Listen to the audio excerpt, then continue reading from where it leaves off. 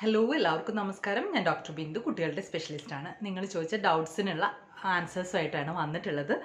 അപ്പോൾ ഫസ്റ്റ് ചോദിച്ചിരിക്കുന്നത് ആയിഷ ഫാത്തിമ, മോന് വൈറ്റമിൻ D3 മരുന്ന് എത്ര തുള്ളി കൊടുക്കണം? മരുന്നിൻ്റെ ഡോസേജ് ഒന്നും നമുക്ക് ഇതേപോലെ പറയാൻ പറ്റില്ല ആയിഷ, കാരണം നിങ്ങളുടെ അടുത്തുള്ള വൈറ്റമിൻ D മരുന്നിൻ്റെ കോൺസെൻട്രേഷൻ വ്യത്യാസമായിരിക്കും. ചിലതിൽ 800 ആയിരിക്കും, ചിലതിൽ 400 ആയിരിക്കാം. അപ്പോൾ നിങ്ങളോട് നിങ്ങളുടെ ഡോക്ടർ പറഞ്ഞ പോലെ ചെയ്യണം കേട്ടോ.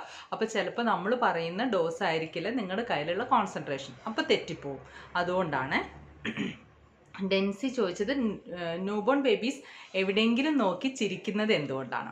ന്യൂബോൺ ബേബീസിന് സ്മൈൽ എന്നുള്ള ആ ഒരു കൺസെപ്റ്റ് അത് ഇല്ല. സാധാരണ അവരുടെ മസിൽസ്, മുഖത്തുള്ള മസിൽസ് അങ്ങോട്ടും ഇങ്ങോട്ടൊക്കെ നീങ്ങുമ്പോഴാണ് നമുക്ക് സ്മൈലായി തോന്നുന്നത്. അതിന് പ്രത്യേകിച്ച് കാരണങ്ങളൊന്നുമില്ല. പിന്നെ നസീഹയാണ്, എൻ്റെ കുഞ്ഞിന് 4 മന്ത്സായി, കുഴൽ കിണറിലെ വെള്ളം കൊണ്ട് കുളിപ്പിക്കാവോ എന്നാണ് ചോദിച്ചിരിക്കുന്നത്. എന്താ, അതിനൊന്നും ഒരു കുഴപ്പമില്ല, അതിനൊക്കെ ചെയ്തോളൂ കേട്ടോ. കുഴൽ കിണറാണെങ്കിലും എന്തായാലും പ്രശ്നമൊന്നുമില്ല, കുളിപ്പിക്കാം. പിന്നെ ഷഹനാസ് ഷിനു ചോദിച്ചിരിക്കുന്നത് കുഞ്ഞിൻ്റെ നെറ്റി പൊന്തി നിൽക്കുന്നുണ്ട്, പിന്നെ ഉഴിഞ്ഞു കൊടുത്തിട്ടില്ല, അതുകൊണ്ട് എല്ലാവരും കുറ്റപ്പെടുത്തുന്നു ഉഴിഞ്ഞു കൊടുക്കാത്തത് കൊണ്ടാണ് നെറ്റി പൊന്തി വന്നിട്ടുള്ളതെന്ന്. നെറ്റി പൊന്തി വരുന്നത് ഉഴിഞ്ഞു കൊടുക്കാത്തത് കൊണ്ടൊന്നുമല്ല, നമ്മൾ കുഞ്ഞിന് സൺലൈറ്റ് കിട്ടാത്തത് കൊണ്ടും വിറ്റാമിൻ ഡിയുടെ കുറവുള്ളത് കൊണ്ടുമാണ്.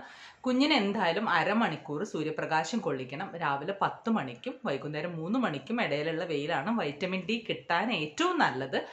എന്നിട്ട് അടുത്ത പ്രാവശ്യം നിങ്ങൾ ഡോക്ടറെ കാണിക്കാൻ പോകുമ്പോൾ ഒന്ന് വിറ്റാമിൻ ഡി ലെവൽ ഒന്നുകൂടി ചെക്ക് ചെയ്യുകയും ചെയ്യും. എന്നിട്ട് അതിനനുസരിച്ച് നമുക്ക് ചികിത്സ വേണ്ടതാണെങ്കിൽ ട്രീറ്റ് ചെയ്യാം, വൈറ്റമിൻ ഡി കൊടുക്കാം, അല്ലാത്തതാണെങ്കിൽ അത് താനെ മാറിക്കോളും. എന്തായാലും നിങ്ങളുടെ തൊട്ടടുത്തുള്ള പീഡിയാട്രിഷ്യനെ ഒന്ന് കാണിക്കാം കേട്ടോ ഷഹനാസ്. ബാജിത പറഞ്ഞിരിക്കുന്ന ബേബിക്ക് 5 മാസം, അവൾക്ക് 5.5 മാസമാകുമ്പോൾ എനിക്ക് ജോലിക്ക് പോകും, അപ്പം മോൾക്ക് കൊടുക്കാൻ പറ്റുന്ന ഫുഡ് എന്തൊക്കെയൊന്ന് പറയാമോ എന്നാണ് ബാജിത ചോദിച്ചിരിക്കുന്നത്. മിൽക്ക് എക്സ്പ്രസ് ചെയ്ത് കൊടുക്കുക, 2 ആഴ്ചയും കൂടിയല്ലേ ഉള്ളൂ. പാല് നന്നായി പിഴിഞ്ഞ് വെച്ച് കൊടുത്തിട്ട് പോവുക. 6 മാസമാകുമ്പോൾ ഫുഡ് കൊടുത്താൽ മതി. അതിനെക്കുറിച്ച് നമ്മൾ ഡീറ്റെയിൽഡ് വീഡിയോ ചെയ്തിട്ടുണ്ട്. ഇനി ഷഹന ഷീനു, മോനിപ്പോൾ 3 മന്ത്സായി, അവനിപ്പോൾ മൾട്ടി വൈറ്റമിൻ ഡ്രോപ്സ് ആണ് ഡെയിലി കൊടുക്കുന്നത്. സെപ്പറേറ്റ് വൈറ്റമിൻ ഡി കൊടുക്കണോ എന്ന് ചോദിച്ചു. തീർച്ചയായിട്ടും മൾട്ടി വൈറ്റമിൻ യാതൊരുവിധ ആവശ്യവും നമ്മുടെ കുഞ്ഞിനില്ല. വൈറ്റമിൻ ഡി മാത്രമാണ് ഒരു വയസ്സ് വരെയുള്ള മാസം തികഞ്ഞ് പ്രസവിച്ച കുഞ്ഞുങ്ങൾക്ക് വേണ്ടത്. മാസം തികയാതെ പ്രസവിച്ച കുഞ്ഞുങ്ങളുടെ കാര്യം വേറെയാണ് കേട്ടോ. സോന ആദർശ്, എൻ്റെ മോൾക്ക് 1.5 മന്ത് കഴിഞ്ഞു, അവളുടെ മുഖത്ത് വെള്ളപ്പാട് പോലെ കിടക്കുന്നു, അതിൽ കുരു വന്ന ശേഷമാണ് ഇങ്ങനെ. എന്തെങ്കിലും പ്രോബ്ലം ഉണ്ടോ? ഒരു പ്രശ്നമില്ല. സാധാരണ ചെറിയ കുരുക്കളൊക്കെ വന്നാൽ അത് മാറിക്കഴിഞ്ഞാൽ അവിടെ വെള്ള കളർ ഉണ്ടാവും, അത് താനെ മാറിക്കോളും. നസീഹ ചോദിച്ചത് കുഞ്ഞിന് പാല് കുടിക്കാൻ നല്ല മടിയാണ്, അവന് തോന്നുമ്പോൾ മാത്രമേ കുടിക്കുകയുള്ളൂ, 4 മാസമായി, വെയിറ്റ് 6.1 ഒക്കെയാണ്, എന്തെങ്കിലും പ്രോബ്ലം ഉണ്ടോയെന്ന്? ഒരു പ്രശ്നമില്ല, കുഞ്ഞിന് തോന്നുമ്പോൾ കുടിച്ചോട്ടെ, വെയിറ്റ് ഇപ്പം നോർമൽ ആണല്ലോ. നമ്മൾ ആഗ്രഹിക്കുന്ന പോലെ തന്നെ കാര്യങ്ങൾ നടക്കണം എന്ന് നമ്മൾ വിചാരിക്കരുത്, അല്ലേ നസീഹ? കുഞ്ഞിനും അതിൻ്റെതായ, കുഞ്ഞിന് വിശപ്പില്ലാത്ത സമയത്തൊക്കെ കുടിക്കാൻ കൊടുത്ത കുഞ്ഞിന് കുടിക്കില്ല. ഇപ്പോഴത്തെ വെയിറ്റ് നോർമലാണ്, സോ വരെയാവണ്ട. Raisa Rashi, thanks for your reply ma'am. Welcome Raisa. എൻ്റെ മോന് പാല് കുടിക്കാത്ത കാര്യം ഞാൻ ഇന്നലെ പറഞ്ഞു, റിപ്ലൈ കിട്ടി. ഇപ്പോൾ 9 മാസം, മിൽക്ക് ഒരു 90 ml മാത്രമേ കിട്ടുന്നുള്ളൂ. 1 hour ഇരുന്ന് പമ്പ് ചെയ്യുമ്പോൾ കിട്ടുന്നതാണ്. ഫോർമുല കൊടുത്ത് തുടങ്ങട്ടെ, അല്ലെങ്കിൽ 5-6 തവണ ഫുഡാണോ കൊടുക്കേണ്ടത്? ഫുഡ് കൊടുത്താലും വാട്ടർ കണ്ടൻറ്റ് ബോഡിക്ക് വേണ്ടി വരുമ്പോൾ ഫോർമുല കൊടുക്കണം. ഫോർമുല തീരെ വേണ്ട, മാക്സിമം അവോയ്ഡ് ചെയ്യും. നമ്മുടെ ഒരു അൺനെസസറി വറീസ് കൊണ്ടാണ് നമുക്ക് ഈ ഫോർമുല കൊടുക്കണം തോന്നുന്നത്. ഫുഡ് കൊടുക്കാനായി 6 മാസം കഴിഞ്ഞ കുട്ടിയാണെങ്കിൽ ഫുഡ് കൊടുക്കും, ഇടയ്ക്ക് തിളപ്പിച്ചാറിയ വെള്ളം കൂടിയും കൊടുത്താൽ മതി. പിന്നെ മാക്സിമം നമ്മുടെ ബ്രസ്റ്റ് മിൽക്കും വലിപ്പിച്ചാൽ മതി കേട്ടോ. ഇനി കിച്ചൂസ് ആണ്, ഹൈ ഡോക്ടർ, കുട്ടികളെ കുളിപ്പിക്കുന്നതിന് തിളപ്പിച്ചാറിയ വെള്ളത്തിൽ തന്നെ വേണോ, അതിൽ നോർമൽ വാട്ടർ ആഡ് ചെയ്യാൻ പറ്റുമോ? നമ്മൾ മുമ്പ് ആൻസർ ചെയ്തിട്ടുണ്ട് കിച്ചു, സെയിം ക്വസ്റ്റ്യൻസ് നമ്മൾ ഡീറ്റെയിൽഡ് ആയിട്ട് കുഞ്ഞുങ്ങളെ കുളിപ്പിക്കുന്നതിനെ കുറിച്ചും പറഞ്ഞിട്ടുണ്ട്. തിളപ്പിച്ചാറിയ വെള്ളം തന്നെയാണ് നല്ലത്. രണ്ടാമത്തെ, നൈറ്റ് ലൈറ്റ് ഒന്നും ഇടാതെ ആണ് ഉറക്കാറ്, മോൻ 5 മാസം, ഇങ്ങനെ ചെയ്താൽ പ്രോബ്ലം ഉണ്ടോ? വളരെ നല്ല കാര്യം, നൈറ്റിൽ ലൈറ്റ് ഇടാത്തതാണ് നല്ലത്. കുട്ടികൾക്ക് ഡേ ആൻഡ് നൈറ്റ് ഡിഫറൻസിയേഷൻ മനസ്സിലാവണം, അതുകൊണ്ട് രാത്രി ലൈറ്റ് ഇടാതിരിക്കുന്നത് തന്നെയാണ് നല്ലത്. പിന്നെ Farhana, Johnson's baby powder, lotion, cream എന്നിവ ഉപയോഗിക്കാൻ പറ്റുമോ? 3 മാസം പ്രായം. അപ്പോൾ ഫർഹാന, എനിക്ക് പ്രത്യേകിച്ച് ഒരു ബ്രാൻഡിനെയും പ്രശ്നമില്ല. അപ്പോൾ ഏറ്റവും നല്ലത് പൗഡർ തീരെ ഉപയോഗിക്കാതിരിക്കുക എന്നുള്ളതാണ്, ഏത് ബ്രാൻഡിൻ്റെ ആണെങ്കിലും. മോയ്സ്ചറൈസിങ് ക്രീംസ് കുട്ടികളുടെ നല്ല ബ്രാൻഡിൻ്റെ ഏതെങ്കിലും ഉണ്ടെങ്കിൽ നിങ്ങൾക്ക് ഉപയോഗിക്കാം. പിന്നെ ഓയിൽ, നമ്മുടെ വീട്ടിലെ ഓയിൽ, കോക്കനട്ട് ഓയിലോ ഒലിവ് ഓയിലോ അങ്ങനത്തെയൊക്കെ എണ്ണയും തേക്കാം. നജ ഫാത്തിമ 10 വയസ്സായി. കുട്ടിയുടെ യോനിയുടെ ഭാഗത്ത് പൂപ്പൽ പോലെ വൈറ്റ് കളറിലുണ്ട്, ചൊറിച്ചിലുണ്ട്. ഡോക്ടർ കാണിച്ചു, ക്രീം തന്നു, മാറ്റമില്ല. യൂറിൻ ടെസ്റ്റ് ചെയ്തു, ഇൻഫെക്ഷൻ ഇല്ല. എന്താണ് ചെയ്യേണ്ടത്? ഓക്കെ, 10 വയസ്സുള്ള കുട്ടിയാണ്. യോനിയുടെ ഭാഗത്ത് ഇൻഫെക്ഷനാണ്, ഫംഗൽ ഇൻഫെക്ഷനാണ്. അത് ചിലതൊന്നും മരുന്ന് തേച്ചാൽ മാറില്ല, ചില മരുന്ന് കഴിക്കേണ്ടി വരും. അപ്പോൾ എന്തായാലും തീർച്ചയായും ഒന്നുകൂടി ഡോക്ടറെ കാണിക്കുക. പീഡിയാട്രിഷ്യൻ ഉണ്ടെങ്കിൽ പീഡിയാട്രിഷ്യനെ കാണിക്കുക, അല്ലെങ്കിൽ നിങ്ങൾ ഗൈനക്കോളജിസ്റ്റിനെ കാണിക്കുക. നമുക്ക് ചില മരുന്ന് കുടിക്കേണ്ടതായിട്ട് വരും. അത് മാറിയില്ലെങ്കിൽ ഇൻഫെക്ഷൻ ചിലപ്പോൾ ഉള്ളിലേക്കൊക്കെ വരാൻ സാധ്യതയുണ്ട്. അതുകൊണ്ട് എന്തായാലും കാര്യമായിട്ട് എടുക്കണം. പിന്നെ അത് കുഞ്ഞിന് ബുദ്ധിമുട്ടുമല്ലേ എപ്പോഴും ചൊറിച്ചിലൊക്കെ വരുന്നത്. പിന്നെ എപ്പോഴും ശ്രദ്ധിക്കേണ്ടത് കുഞ്ഞിൻ്റെ അണ്ടർ ഗാർമെൻറ്റ്സ്, ഷെഡിയൊക്കെ നന്നായിട്ട് തിളച്ച വെള്ളത്തിൽ കഴുകി വെയിലത്തിട്ട് തന്നെ ഉണക്കണം. ഇടയ്ക്ക് നിങ്ങൾ ഇതൊക്കെ മാറ്റുകയും ചെയ്യണം കേട്ടോ. ഒരേ ഷെഡ് തന്നെ കുറേ കോൺസ്റ്റൻ്റായിട്ട് യൂസ് ചെയ്യരുത്. കുറേ കഴിയുമ്പോൾ അത് മാറ്റി പുതിയത് വാങ്ങണം. ഇനി മോന് 6 മാസം സ്റ്റാർട്ട് ചെയ്തേ ഉള്ളൂ, 34 ആഴ്ചയാണ്. വെയിറ്റ് ഗെയിൻ എല്ലാം ഓക്കെയാണ്. കഴുത്ത് നന്നായിട്ട് ഉറച്ചിട്ടില്ല, പക്ഷെ ടമ്മി ടൈം കൊടുക്കുമ്പോൾ തലപൊക്കി പിടിക്കേണ്ടതായിട്ടുണ്ട് എന്നാണ്. അപ്പം നമ്മൾ നേരത്തെ പറഞ്ഞ പോലെ 5 മാസം ആകുമ്പോൾ കംപ്ലീറ്റ് ഹെഡ് കൺട്രോൾ വരും. ടമ്മി ടൈം വരുമ്പോൾ നന്നായി തല പൊക്കുന്നുണ്ട് എന്നുണ്ടെങ്കിൽ നോർമലാണ്, കുഴപ്പമൊന്നുമില്ല. എനിവേ വാക്സിനേഷന് പോകുമ്പോൾ ഒന്ന് ഡോക്ടറെ കാണിക്കണം. നമുക്ക് എന്താണെന്നറിയോ, ഒന്ന് കണ്ടാലൊരു സമാധാനമാണ്. ഞാനിപ്പോൾ ബേബിനെ കാണാതെ തീരെ കുഴപ്പമില്ല എന്ന് പറയുമ്പോൾ എനിക്ക് തന്നെ ഒരു ഇത്, ഇനിയിപ്പോൾ എന്തെങ്കിലും ഉണ്ടോ, അപ്പോൾ ബേബിനെ, അതുകൊണ്ടാണ് ഞാനിങ്ങനെ വാക്സിനേഷന് പോകുമ്പോൾ നിങ്ങളൊന്ന് കാണിക്കുമെന്ന് പറയുന്നത് കേട്ടോ. കുഞ്ഞിൻ്റെ 2 കൈയും മിക്കപ്പോഴും വായ്ക്കകത്താണ്. അത് നോർമലാണ്, പ്രശ്നമൊന്നുമില്ല. തോളിൽ കിടത്തുമ്പോൾ നമ്മൾ ഡ്രസ്സെല്ലാം ഇങ്ങനെ സിപ്പ് ചെയ്യും. രാത്രി ഉണർന്നാലും കരയാതെ കൈ കുടിച്ച് കിടക്കും. ആ ശബ്ദം കേട്ടാണ് ഞാൻ ഉണരാറ്. ഇതിനെന്ത് ചെയ്യണം? കുട്ടികളുടെ തംസക്കിങ്, കൈ കുടിക്കുന്നതിനെ കുറിച്ച് നമ്മൾ സെപ്പറേറ്റ് വീഡിയോ ചെയ്തിട്ടുണ്ട്, അതൊന്ന് കണ്ടു നോക്കൂ കേട്ടോ.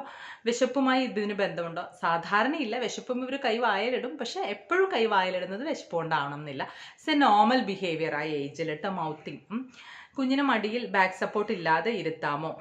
6 മന്ത്സ് സ്റ്റാർട്ട് ചെയ്തേ ഉള്ളൂ. ഇടയ്ക്ക് ട്രെയിൽ ബാക്ക് സപ്പോർട്ട് ഇല്ലാതെ ഇരുത്തി കുളിപ്പിക്കാണ്ട് ദോഷമൊന്നുമില്ല. ഇടയ്ക്കൊക്കെ ഇരുത്തുന്നതുകൊണ്ട് പ്രശ്നമൊന്നുമില്ല കേട്ടോ. ടോയ്സിൻ്റെ ശബ്ദം കേൾക്കുന്ന സൈഡിലേക്ക് നോക്കുന്നുണ്ട്, പക്ഷെ നമ്മൾ സംസാരിക്കുമ്പോൾ തിരിഞ്ഞു നോക്കുന്നില്ല. ഈ പ്രായത്തിലുള്ള കുട്ടികൾ ആവശ്യത്തേക്ക് നോക്കേണ്ടതല്ലേ എന്നാണ് ചോദിക്കുന്നത്. I don't know whether is A stupid question.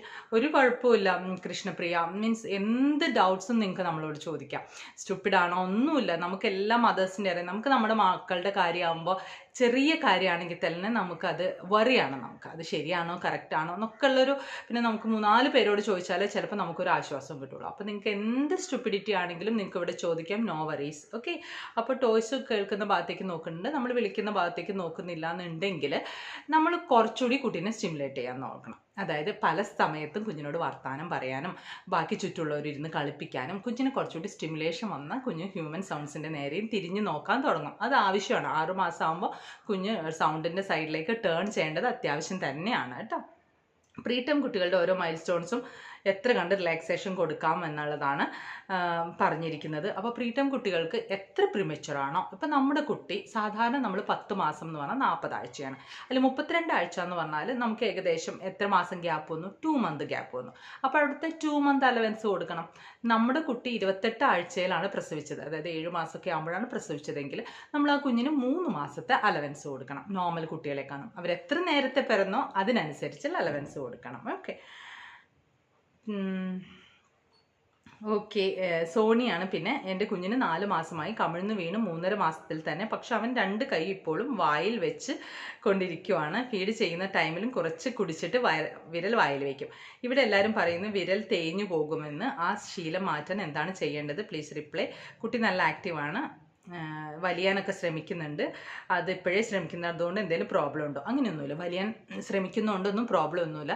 കൈ വായിലെടുക്കുമ്പോൾ ഇതൊരു നോർമൽ ഫിനോമിനാണ്. നേരത്തെ പറഞ്ഞ പോലെ ഇടയ്ക്ക് വേണേൽ നമുക്കൊന്ന് കൈ പതുക്കെ മാറ്റി കൊടുക്കാം എന്ന് വിചാരിച്ച് നമ്മൾ എത്ര ഫോഴ്സ്ഫുള്ളി മാറ്റിയാലും അവർ വായിൽ തന്നെ വയ്ക്കും. വിരൽ തേഞ്ഞു പോകുന്ന അങ്ങനെയൊന്നും ഇഷ്യൂ ഒന്നും ഉണ്ടാവില്ല. വേണമെങ്കിൽ നിങ്ങൾക്ക് കുറച്ച് സോക്സൊക്കെ ഇട്ട് കൊടുത്ത് നോക്കാം. കംപ്ലീറ്റ് നമുക്ക് അത് ഈ ഏജിൽ അവോയ്ഡ് ചെയ്യാൻ പറ്റില്ല. കുറച്ചുകൂടി പ്രായമാകുമ്പോൾ നമുക്ക് മാറ്റാൻ പറ്റും. ആ പഴയ വീഡിയോ ഒന്നുകൂടി കണ്ടു നോക്കൂ കേട്ടോ.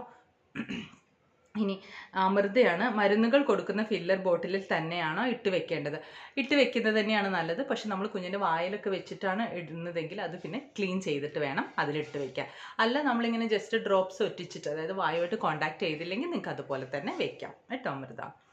ക്ലബ് ഫുഡിനെ കുറിച്ച് പറയാമോ? റാഷിദ ഹാരിസ്. സെപ്പറേറ്റ് ഒരു വീഡിയോ ചെയ്യാം റാഷിദ, ഡെഫിനറ്റ്ലി. ദിവ്യയാണ്. കുഞ്ഞുങ്ങൾക്ക് തിളപ്പിച്ച് ആറിയ വെള്ളം കൊടുക്കുമ്പോൾ തിളപ്പിച്ച വെള്ളമാണ് കൊടുക്കേണ്ടത്, ജീരകം, കരിങ്ങാലി, പനിക്കൂർക്ക ഇതിലെന്തെങ്കിലുമൊക്കെ ഇടണമെന്നാണ് ദിവ്യ ചോദിച്ചത്. തിളപ്പിച്ചാറിയ വെള്ളം എന്ന് പറഞ്ഞാൽ അതിലെന്തെങ്കിലുമൊക്കെ ഇട്ട് കൊടുക്കണമെന്നുള്ളതാണ്. സാധാരണഗതിയിൽ അതിൻ്റെ യാതൊരുവിധ ആവശ്യവും മക്കൾക്കില്ല. അല്ലാണ്ട് തന്നെ അവർക്ക് ബാക്കി രീതിയിലുള്ള പോഷകാഹാരങ്ങളൊക്കെ കിട്ടുന്നുണ്ട്. ഇപ്പോൾ ജീരകമൊന്നും ഇട്ട വെള്ളം അല്ലെങ്കിലും സാധാ തിളപ്പിച്ചാറിയ വെള്ളം തന്നെ ഇട്ടാൽ മതി. ഇനിയിപ്പോൾ നിങ്ങൾ ജീരകം ഇട്ട വെള്ളം കൊടുത്തു എന്ന് വിചാരിച്ചും വേറെ പ്രശ്നങ്ങളൊന്നുമില്ല. ഇനി റോസ്മി, മൂത്ത മോന് 8 വയസ്സായവൻ ഇപ്പോഴും ഭയങ്കര വാശിയാണ്, അടങ്ങിയിരിക്കില്ല, ഇളയ കുട്ടിയെ എടുക്കണം എന്നൊക്കെ പറയുന്നു. ഫുഡ് കഴിക്കാനും എങ്കിൽ ഫോൺ വേണം. ഫോൺ അഡിക്ഷനെ കുറിച്ച് വീഡിയോ ചെയ്യാമോ ഡോക്ടർ? റോസ്മി, ഫോൺ അഡിക്ഷനെ കുറിച്ച്, മൊബൈൽ അഡിക്ഷനെ കുറിച്ച് ഒരു വീഡിയോ ചെയ്തിട്ടുണ്ട്, തീർച്ചയായിട്ടും ഒന്ന് കണ്ടു നോക്കൂ കേട്ടോ. ഒരു 3 months ബാക്കാണ്.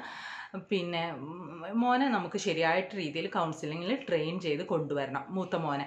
കാരണം അവൻ കുറച്ചൊരു ഡിഫറെൻറ്റ് വേയിൽ പോകുന്നുണ്ട്. ചിലപ്പോൾ നമ്മുടെ അറ്റൻഷൻ കിട്ടാത്തത് കൊണ്ടായിരിക്കാം, ചെറിയൊരു ബിഹേവിയറൽ ചേഞ്ചസ് കൊണ്ട് തന്നെ നമുക്ക് കുഞ്ഞിനെ മാറ്റം വരുത്താൻ പറ്റും. അപ്പോൾ നെക്സ്റ്റ് ടൈം അടുത്തുള്ള ഒരു പീഡിയാട്രിഷ്യൻ ഒന്ന് കാണിച്ചിട്ട് കാര്യങ്ങൾ ശരിയാക്കുക കേട്ടോ. അപ്പോൾ വീഡിയോ ഉപകാരപ്രദമായി എന്ന് വിശ്വസിക്കുന്നു. പുതിയ വീഡിയോ ആയിട്ട് വരുന്നവരെ ബൈ ആൻഡ് ടേക്ക് കെയർ.